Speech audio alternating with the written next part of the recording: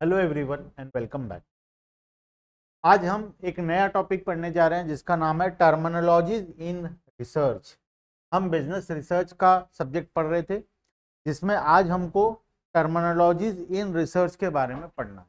क्या क्या वो टर्म्स हैं जो रिसर्च के फील्ड में जनरली यूज होता है, कॉन्सेप्ट्स क्या होता है। ऐसे हम बहुत सारे टर्म्स आज पढ़ने वाले हैं जो जनरली बिजनेस रिसर्च में यूज किया जाता है। ठीक है, सबसे पहला उसमें है concept.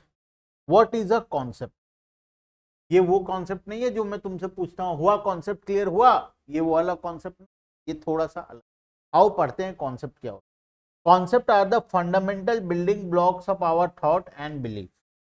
They play important role in any research. A concept statement is often used as a part of research plan. हम एक कॉन्सेप्ट स्टेटमेंट बनाते हैं जो कि हमारे रिसर्च का जो प्लान है उसमें सबसे इंपॉर्टेंट चीज होता है, बहुत इंपॉर्टेंट रोल प्ले करता है। इट क्लैरिफाइज एन आइडिया और डिजाइन इन वर्ड्स। ध्यान से मार्क कर लो, इट क्लैरिफाइज एन आइडिया और डिजाइन इन वर्ड्स। आइडिया को और डिजाइन को ये वर्ड्स में क्लैरिफाई करता है। हम करना क्या चाहते हैं, हम क्या करने वाले हैं, क्या डिजाइन है हमारा, क्या आइडिया है। A concept is generally accepted collection of meaning और characteristics associated with certain events, objects, conditions, situations and behaviour. For example, we see a man passing and identify that he is running, walking, skipping, crawling or hopping. हम एक इंसान को देखते हैं road में और उसको देखते ही हमारे माइंड में अपने आप एक चीज आ जाता है, वो दौड़ रहा है, वो चल रहा है, वो क्या कर रहा है, ये हमारे माइंड में ऑटोमेटिकली आ जाता है। इसको बोलते हैं concept. This movement all represents concept. In brief, concept are formally and logically developed. Mark कर लो, लिख लो, लिखना चाहो जो करना चाहो कर लो, ये लिख कर आना है अगर एक मार्क में पूछे कॉन्सेप्ट क्या होता है तो। In brief, concept are formally and logically developed idea that a researcher seek to study. एक formally and logically developed idea होता है जो कि रिसर्चर को स्टडी करना होता है। जैसे हम एक इंसान को देखते हैं, वो दौड़ रहा है, हम बोलते हैं ये इतना तेज क्यों दौड़ रहा है, ये बहुत स्लो दौड़ रहा है, ये दौड़ रहा है, ये एक्सरसाइज कर रहा है, ये घूम रहा है, ये चल रहा है, ये सो रहा है। हम देखते ही हमारे माइंड में ऑटोमेटिकली वो एक चीज आ जाता है। यही है कॉन्सेप्ट। ठीक है, clarity of concept is critical for good research. एक अच्छा रिसर्च करने के लिए क्लैरिटी ऑफ कॉन्सेप्ट होना बहुत जरूरी है। For example, a researcher may want to study the income of consumer. The term income may be ambiguous and thus make difficult to measure in a meaningful way. हमें किसी का income निकालना है, लेकिन व्हाट इज इनकम, कौन से पैसे को इनकम बोलेंगे, कौन सा पैसा इनकम नहीं है। Does it become important to develop concept which can be easily understood by others? This can be made clear by defining the concept clearly on factors like time period, income of chief wage earner or entire family, etc. इसके बाद आता है हमारा constructs. Constructs में हम लोग क्या करने वाले हैं, concept number 2, constructs. A construct is a image or abstract idea specifically invented for a given research. एक इमेज होता है या एक एब्स्ट्रैक्ट आइडिया होता है जो कि स्पेसिफिकली इन्वेंट किया गया है एक रिसर्च को एंड और थ्योरी बिल्डिंग पर। रिसर्च करने के लिए या कोई थ्योरी बिल्डिंग करने के लिए वो स्पेसिफिकली किया गया है। बात समझे? The key concept of given theory are is construct research context. The term construct refers to the characteristics और trait that is being evaluated. जिस चीज को हमें इवैल्यूएट करना है। Broadly speaking, construct are the building blocks of theory. It is an abstract idea, underlying theme or subject matter that one wishes to measure using survey questions, helping to explain how and why certain phenomena behave the way they. Some examples of construct are intelligence level, measure of satisfaction, weight, height. जो चीज हमें करना है वो construct बोलते। Intelligence का level, measure of satisfaction, weight, height, ये सभी चीज को हम क्या बोलेंगे, कंस्ट्रक्ट बोलेंगे। कंस्ट्रक्ट में बी क्लासिफाइड है डायरेक्ट और इनडायरेक्ट। दो प्रकार से क्लासिफाई कर सकते हैं, डायरेक्ट और इनडायरेक्ट। देखो ये जो टॉपिक है बिजनेस रिसर्च का, अगर तुम सोचोगे कि सर हमारे पूरे माइंड में अच्छे से नहीं जा रहा है, हमें ऐसा लग रहा है हम बुक रीड कर रहे हैं, तो सच बात यह है कि तुम सच में बुक रीड कर, सच में तुम नोट्स ही रीड कर रहे। ऑनेस्टली बोलूं तो मैं भी तुम्हें अभी फिलहाल वही करवा रहा हूं, क्योंकि कुछ टॉपिक ऐसे होते हैं जिनको हमें जबरदस्ती पढ़कर आगे बढ़ना पड़ता है, उसका कोई ऑप्शन नहीं है। अभी तक जितने भी टॉपिक हम पढ़े, कहीं पर भी तुम्हें ऐसा नहीं लगा होगा कि सर हम नोट्स को रीड कर रहे हैं, हर बार कॉन्सेप्ट के साथ क्लैरिटी हुआ है।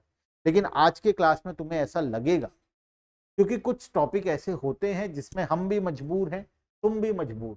अगर मैं इसको डिटेल में समझाने जाऊं तो तुम वीडियोस को देखना बंद कर दोगे, तुम क्लासेस करना बंद कर दोगे, बोलोगे अरे सर ये हमारे बस की बात नहीं है, इसको छोड़ देते हैं, ये सब्जेक्ट ही छोड़ देते हैं, भगवान भरोसे एग्जाम में जाएंगे। ऐसा नहीं करना है, हमें डिटेल में पढ़ना है।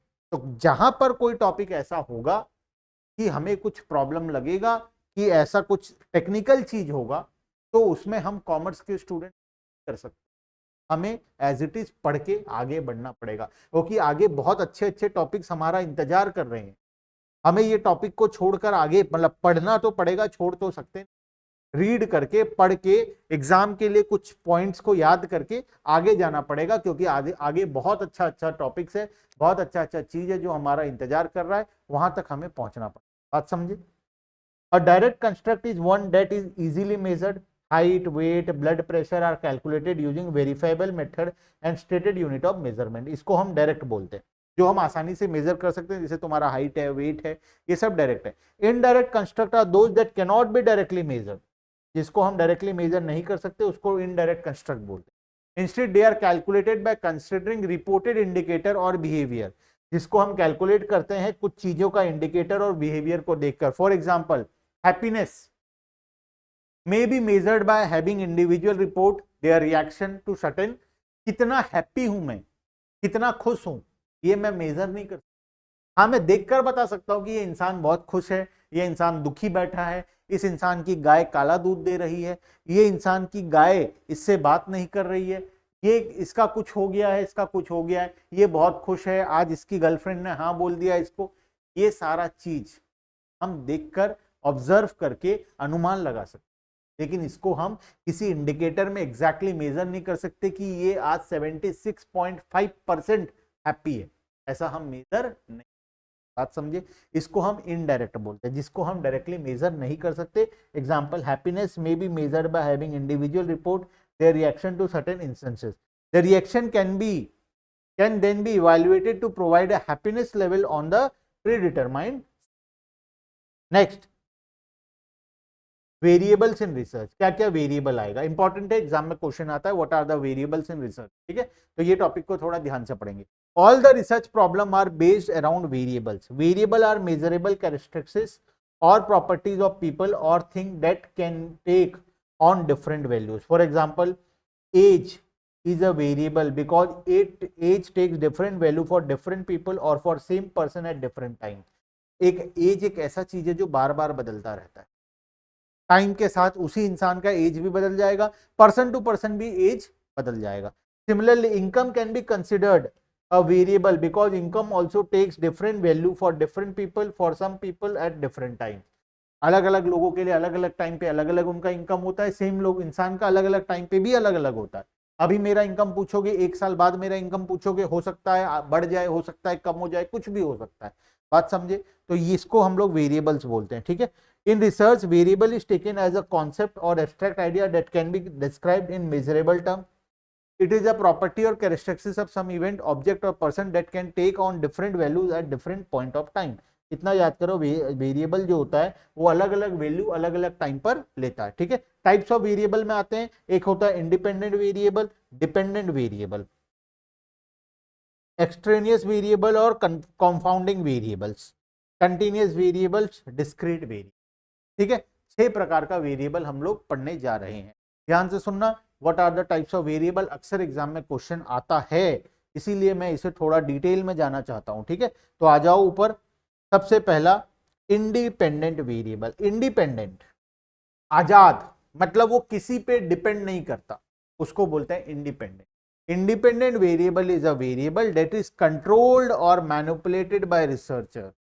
Independent variable act as the cause as it precedes influence and predicts the dependent variable. For example, in a study of impact of rainfall on wheat production, rainfall would be independent variable. वो variable जिसको हम control नहीं कर सकते, जिसका impact हम study करते हैं, रेनफॉल कितना हुआ, रेनफॉल इज इंडिपेंडेंट, उसमें किसी का बस नहीं चलेगा, उसके वजह से व्हीट में जो इंपैक्ट होगा, now impact on wheat is a dependent variable, उसको हम बचा भी सकते हैं, कम भी कर सकते हैं, बढ़ा सकते हैं, कुछ भी हो सकता है। तो यहां पर इंडिपेंडेंट वेरिएबल मतलब वो वेरिएबल जिसका किसी के ऊपर कोई कंट्रोल नहीं। Dependent variable is a variable that is measured by the researchers. Dependent variable वो होता है जिसको रिसर्चर मेजर करता है कि व्हीट में क्या इंपैक्ट आया, रेनफॉल का, रेनफॉल हुआ, बहुत ज्यादा रेनफॉल हुआ, उसके वजह से व्हीट में क्या इंपैक्ट आया, व्हीट का जो कल्टीवेशन था वो खराब हो गया, अच्छा है, क्या हुआ, उसको हम मेजर करते हैं। Dependent variable act as a effect as it changes as a result of being influenced by independent variable. जो इंडिपेंडेंट वेरिएबल की वजह से इन्फ्लुएंस होता है उसे हम बोलते हैं dependent. Dependent variable is also called outcome variable. For example, in the study of impact of rainfall on wheat production would be a dependent. ठीक है। Extraneous variable, independent variable that are not related to purpose of study but may affect the dependent variable are termed as extraneous variable. कुछ independent variable ऐसे होते हैं जो हमारे study के purpose से बाहर हैं, मतलब हमें उनसे कोई लेना देना नहीं है, लेकिन फिर भी वो हमारे जो डिपेंडेंट वेरिएबल है उसको चेंज कर देते हैं, उसको इंपैक्ट करते हैं, उसको बोलते हैं एक्सट्रेनियस वेरिएबल, मतलब बाहर का वेरिएबल। एक्स्ट्रा मतलब बाहर का, एक्स्ट्रा जिसको हमें कोई लेना देना नहीं, लेकिन वो हमारा जो स्टडी है उसको इंपैक्ट कर दे। Suppose you are doing a study in which you want to respondents to recall the happenings of last year. The sound coming from outside is an extraneous variable because it can alter the recall of respondent. मैं तुम्हें अगर बोलूं class में बैठकर ध्यान से याद करो कि कल हमने क्या पढ़ाई की, आधे बच्चे तो बोलेंगे सर ना हो पाई हमसे, हम तो क्या पढ़े थे, हम अभी 5 मिनट पहले क्या खाए थे भूल गए, आप कल क्या पढ़ाए थे हमें क्या याद होगा। तो वो बात अलग है। अगर मैं तुम्हें बोलूं ध्यान लगाओ और याद करो कि हम कल क्या पढ़ाई की, तो सबको ध्यान लगाने लगे। बाहर से साउंड आया, ढिंक चिका ढिंक चिका ढिंक चिका, गाना बजने का, बारात जा रहा था और लोग नाच रहे थे, उसका साउंड आने लगा। क्या तुम्हारा थिंकिंग प्रोसेस इंपैक्ट होगा या नहीं? क्या तुम्हारे थिंकिंग प्रोसेस को उससे कोई लेना देना था? नहीं था। क्या हमारा जो पर्पज ऑफ स्टडी था उससे उस डिंकी चिका गाना का कोई लेना देना था? नहीं था। लेकिन फिर भी उस गाने की वजह से हमारा पर्पज स्टडी का, जो हम स्टडी कर रहे थे, हमारा जो आउटकम आया, हमारा जो रिजल्ट है वो इंपैक्ट हुआ। तो ये जो गाना बजा चिका से हम एक्सट्रानियस वेरिएबल बोले, एक्सट्रेनियस वेरिएबल बोलेंगे, मतलब बाहर का आदमी जो आकर हमारे काम को खराब कर दे, इसे बोलते हैं एक्सट्रेनियस। बात समझे? एक और एग्जांपल दूं,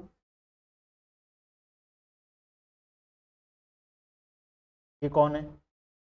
हैंडसम लड़का,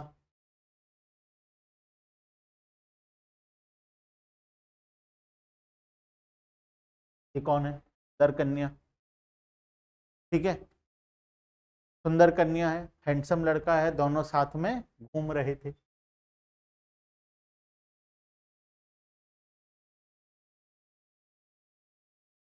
बगल से एक और पास हुई, ये देखने लगा, इससे नजर हटी, से देखने लगा। क्या इसका इन दोनों के घूमने से कोई लेना देना था? फिर भी ये दोनों का ध्यान भटक गया। इस लड़के का ध्यान किधर चला गया? तो दिस गर्ल इज एक्सट्रेनियस, इसका हमसे कोई लेना देना नहीं है, लेकिन उसके वजह से हमारे पर्पज ऑफ स्टडी, हमारे रिसर्च में इंपैक्ट होता है, उसे हम बोलते हैं एक्सट्रेनियस वेरिएबल। मेरे हिसाब से अब सभी का कॉन्सेप्ट पूरा क्लियर है। Confounding variable, Confounding variable are those that vary systematically with the independent variable and exert influence on the dependent variable. Confounding variable are those that vary systematically with the independent, जो independent variable के साथ systematically बदलता है and exert influence of the dependent variable. For example, a test is given to BCom student. In this test, students are divided into two groups. One group has studied economics in class 12th and other group have never studied economics. BCom के दो प्रकार के बच्चे, एक जिन्होंने 12th class में economics पढ़ा है और एक जिन्होंने 12th क्लास में इकोनॉमिक्स नहीं पढ़ा है. ऑब्वियस सा बात है, दोनों का नॉलेज लेवल अलग अलग होगा. ठीक है, obviously the score of student with prior knowledge of economics will be better.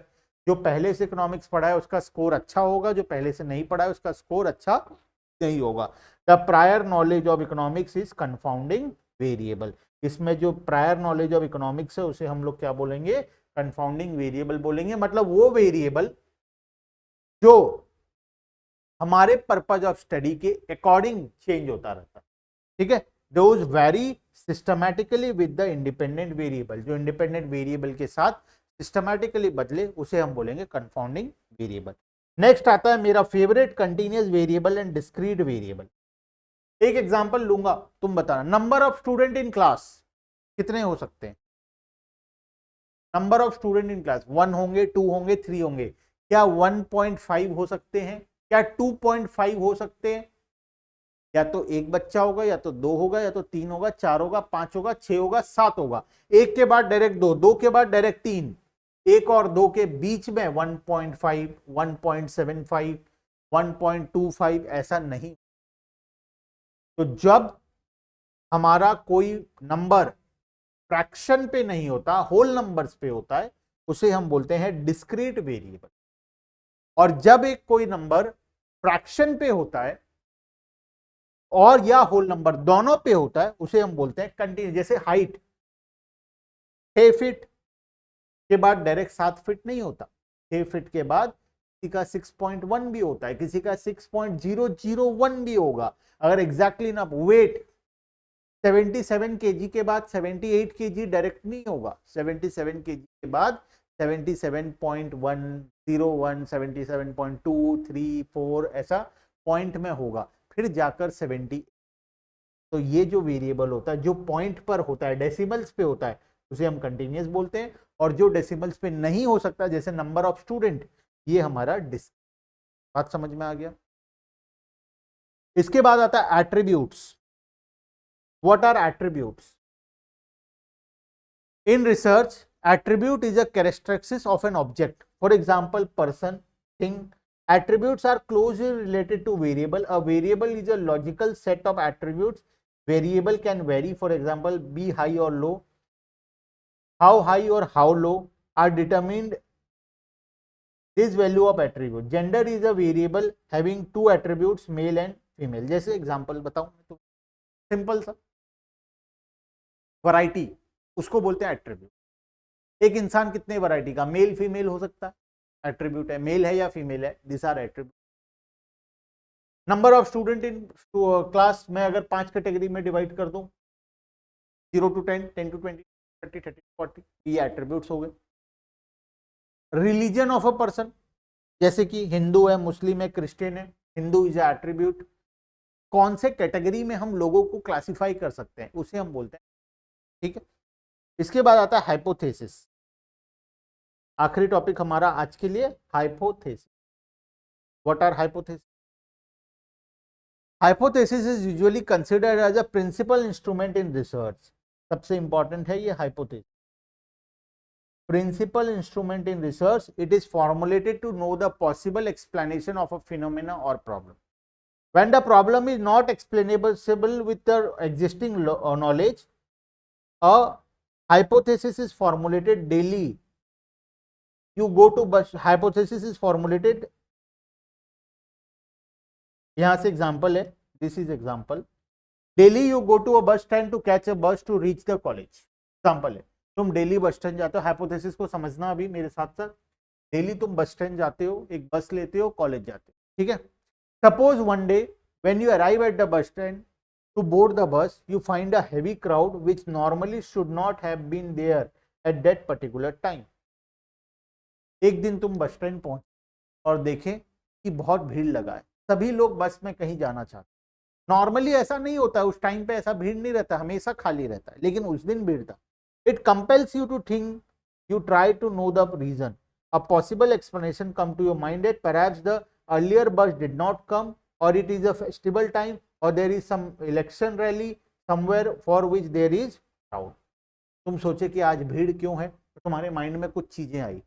हो सकता है इसके पहले वाला बस जो आने वाला था वो ना आया हो, तो इस बस भीड़ हो गया। हो सकता है कहीं पर कोई फेस्टिवल हो रहा हो तो लोग जा रहे हैं। हो सकता है इलेक्शन का टाइम है, इलेक्शन होने वाला है तो इलेक्शन के रैली के लिए जा रहे हैं, या ऐसा और भी बहुत सारे रीजन तुम्हारे मन में आ सकते हैं। There are different explanation of the situation and are called hypothesis. ये जो एक्सप्लेनेशन तुम्हारे माइंड में आया 1 2 3, इसको हम बोलते हैं हाइपोथेसिस। अब तुम इसे टेस्ट करोगे, इनमें से कौन सा रीजन सही है, तो उसका टेस्टिंग होता है हाइपोथेसिस का टेस्टिंग। जो टेस्टिंग में पास हो गया वो करेक्ट रीजन है, जो फेल हो गया वो गलत रीजन है। बात which can be verified to know the actual reason for crowd. A hypothesis is a specific testable prediction. एक स्पेसिफिक और टेस्टेबल प्रेडिक्शन होता है। It describe the in concrete terms what we expect will happen in certain circumstances. It is used in an experiment to define the relationship between two variables. The purpose of hypothesis is to find the answer to the question. हम question का answer निकालने के लिए hypothesis करते हैं।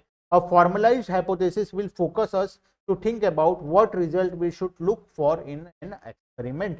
एक experiment में हमें क्या रिजल्ट चाहिए वो हम लोग देखते हैं एक हाइपोथेसिस के थ्रू। मेरे हिसाब से यहां तक कॉन्सेप्ट क्लियर है। थोड़ा सा रीड करने टाइम में हम पढ़े हैं, मानता हूं मैं ये बात, ठीक है, लेकिन इसका और कोई अल्टरनेट ऑप्शन नहीं है, क्योंकि हम इसमें और अंदर डिटेल में जाकर पढ़ नहीं सकते, क्योंकि ये हमारे कोई रेलेवेंट चीज। हम कॉमर्स के स्टूडेंट है, हमें हमारा काम करना है, अकाउंटिंग करना है, फ्यूचर में जाकर बड़े बड़े बिजनेस करना है। ये हमारे फिलहाल के लिए हमें बस जितना पढ़े उतना मोर देन सफिशिएंट है फॉर एग्जाम पर्पस। ठीक है, चलो आज के लिए इतना ही, बाकी का डिस्कशन नेक्स्ट क्लास में। Bye bye everyone and thank you.